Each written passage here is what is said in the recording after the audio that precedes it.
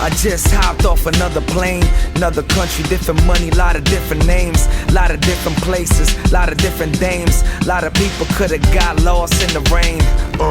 Lot of cars, lot of trains, lot of passport stamps, whole lot of games. But I ain't gonna let nobody take me down. What is up, guys? Welcome to another episode of Maximilian Must Know. We're looking at a very affordable niche scent today from the house of Parfum du Empire called Ambre Russe. This one is a mainstay in a lot of reviewers' cold weather rotations, and I will totally admit that I blind bought this one. My buddy Creed Frags and my buddy Renee both really liked this one, and that was sort of enough of a cosign for me to pick it up. It was harder than I thought it would be to get it. Mint is the only New York retailer that has this, and unfortunately they were out of stock in it last time I was there. So I took a look on Lucky Scent, where it was being sold at $75 for 50 ml and $110 for 100 ml. I didn't really want to go with the larger bottle on a blind buy, so I was going to get the smaller bottle, and they were indeed out of that with no restock date listed. Sometimes Lucky Scent does list when they think they'll get it back in. So I didn't want to just order the large bottle. I was going to, but decided to check eBay first, and sure enough, there was a seller who was selling a new, unused 50 ml bottle for $60. I think he had sprayed it one time, so I purchased it. Not really big on blind niche fragrances, blind, but obviously with the price, why not? So was it worth it? Well, let's talk about Parfum du Empire first. So this is a French house that was started by a gentleman named Marc-Antoine Corciato in 2003. And the inspiration behind the brand was trying to create olfactory portraits of the great empires of the past. That's the name Parfum du Empire. So very creative. I really like that. Characters in history that have inspired different scents from the house include Napoleon, Josephine, Russian czars, Alexander the Greek, the Ottoman Empire. I love the concept. It's sort of broader than Histoire de Parfum, but on a larger scale. Histoire de Parfum focuses on individuals, while Parfum du Empire focuses on empires, obviously. So, again, really like that idea. Now, the perfumer, Marc-Antoine Corciato, is from Corsica, but he was born in Morocco. So he grew up between, his family's from Corsica. He grew up between Corsica and a city named Azamor, which is in Morocco. And he was a horse rider and equestrian since the age of 8. But he was also really interested in scents and plants, and in the sense that plants gave off during their life cycle, which led him to study chemistry. He earned a PhD in chemistry, and his big project was developing a new technique to analyze the aromatic extracts of plants through carbon-13 nuclear magnetic resonance. Pretty bright guy would be my guess, by the way. But he completed his training at the world-renowned École Internationale Parfumerie de Versailles, and first he really worked at making scents out of aromatics from plants, but eventually joined the Parisian perfume laboratory where he started this line. Now he still currently teaches at ISIPCA and also has a production unit set up for essential oils in Madagascar. Here's a quote from him about fragrances in his company. Quote, "From time immemorial and in every culture, perfume has been about seduction and spirituality. With Parfum du Empire, I wanted to bring it back to its original meaning, its erotic and sacred origins, amorous conquest, spiritual conquest, self-conquest. Perfume is a conquest, perfume is an exploration. To give a contemporary expression to this tradition, I draw on the noblest of raw materials, but also on my emotions and on my intuition, because nothing is more universal than what is most intimate. The breath of gods and the emotion of flesh, my scents are an invitation to explore the most complex and mysterious of empires, the realm of the senses." End quote. Now, this is a very fairly priced brand. You can get the 50 ml bottles for under $100, $75, and even the 100 ml bottles barely go over $100. They're $110. And if you get them at Mini with the front discount, you're going to pay under $100. So anyone who's looking to explore niche but might not have the budget to do so, I'm going to advise you to check out this line. We're going to be looking at other fragrances from this line next year because they're made with such quality and are just so fairly priced. The only real problem with the scents is locating them. As I said, aside from Mint, there's no real outlet in New York City retail outlets, so it's not easy to sniff these guys out, but they can be ordered a couple places online. So Ambre Russe, guys. First of all, what's amber when it's talked about in perfume? Well, we know amber is a hardened tree resin that's usually between 30 to 90 million years old. That's the amber you see when you sort of see those orange translucent stones, sometimes with bugs caught in them. But in regards to perfumery, an amber scent 99% of the time is just referring to a scent that is some combination of vanilla with benzoin and or labdanum, which are tree resins. Benzoin is sometimes synthesized for perfumes, but labdanum is tree resin. Lucky Scent called this their holy grail of amber scents, and at that price point, I find that pretty damn impressive considering all the houses that Lucky Scent has in their library. This is about the Russian Empire, the luxurious and opulent life of the czars, the rivers of vodka and champagne and tea and honey, the leather chairs they sit on, the incense that's burned in churches while they atone for their sins. That's the idea behind the fragrance. Basically, Russian czars and the opulence that comes with being in power and the sins that come with being in power as well. Notes on this fragrance are tea, incense, vodka, champagne, cumin, coriander, cinnamon, ambergris, vanilla, and leather.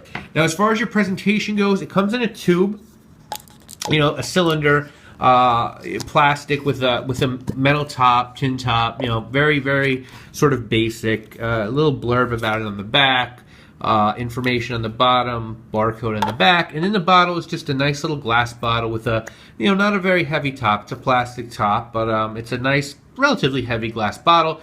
It has a very nice atomizer.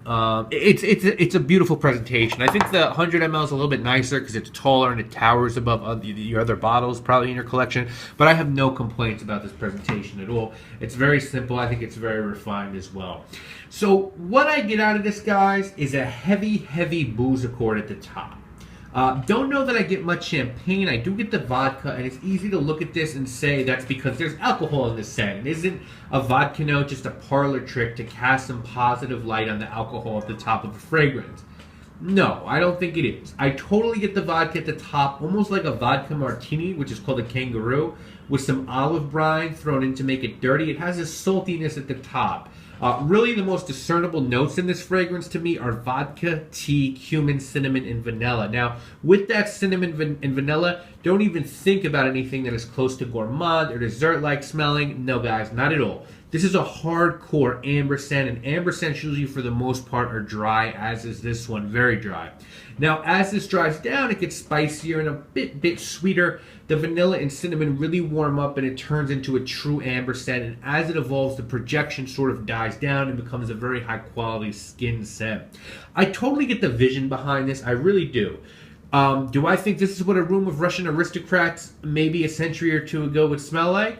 Maybe, I don't know. I've never been to Russia, but I guess I could see that. I think the vision is more there to be a selling point with this fragrance, and it's one that Ambre Russe really doesn't need at all, because Ambre Russe is a ballsy, gorgeous, smoky, and salty amber that blows fragrances at double and triple the price out of the water. What a great deal for a niche fragrance. There are some horrible fragrances at Sephora that are generic as fragrances can be that are more expensive than this. And it just goes to show that if you do your research and you hunt a bit, you can find gems in the niche category for just great prices. With brands like this and Artisan and Maître Parfum Gantier and Kerosene and Montal, you can get 50 ml of fragrances at their top of their class for lower than $100. There are some types of fragrances you have to go a bit deeper in your pocket for, but if you're interested in niche and don't want to spend niche money, those are the brands I mentioned that you really want to begin to focus on. And if you're looking for a nice amber scent or two to throw in your colder weather rotation, you want to look towards this one as a definite shoo-in. It's not the most wearable fragrance in the world. It's sort of hardcore in its booziness, its saltiness, its smokiness, and its spiciness. I had a few people already tell me it's too strong for them and that the strength bothered them. It's not a scent for a newbie. It's a hardcore amber scent and one at the top of its class. I think 2 sprays of this are as far as you go with this one. Any more, it's going to be too much for those around you. It is totally unisex, and while I could see a number of strong and bold women wearing this, I think it works best on a guy. I also think this is strictly cold weather juice.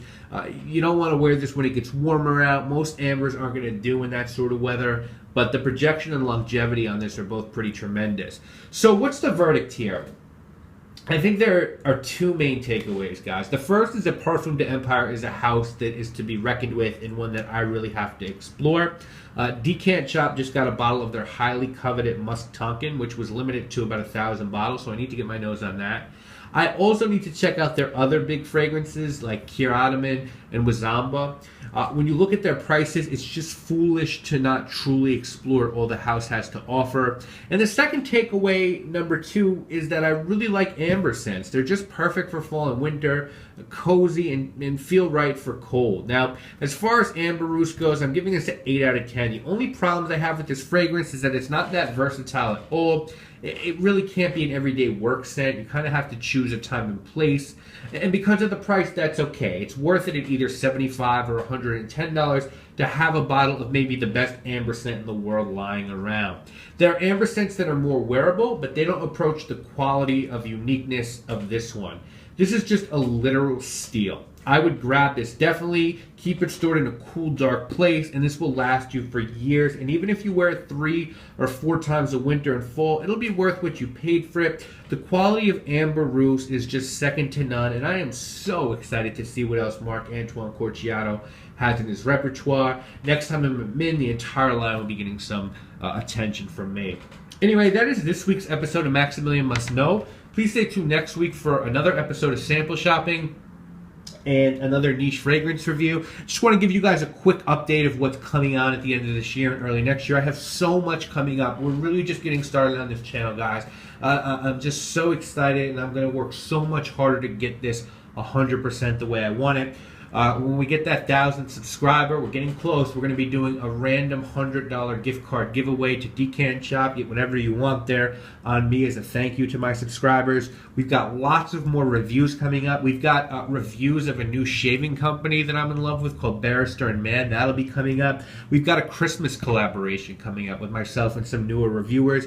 We've got a bunch in January of best of 2013 lists coming out. So my favorite designer scents from the year, my favorite niche scents from the year, my favorite cheapies from the year, and my favorite decants of the year. Top 10 lists of all of those separately coming in January. So four lists. We're going to do a retrospective on my first year in fragrance reviewing, what I think of the fragrance community, how I liked it, what's on the horizon for me. We're going to have a lot of more sample shopping episodes. I got another batch of fragrances coming from Adriana pretty soon. Some Amouage in there, some Montal, some more Andy Tower. Many more grooming videos are coming up as well. And we're going to do a Q&A later this year where you can ask me whatever you want about fashion, music, fragrances, and I'll answer whatever questions I can. So 2013 was where I started. 2014 is where I'm going to get in my zone and really come out and show you what I'm all about, because I don't think I've really expressed it yet. So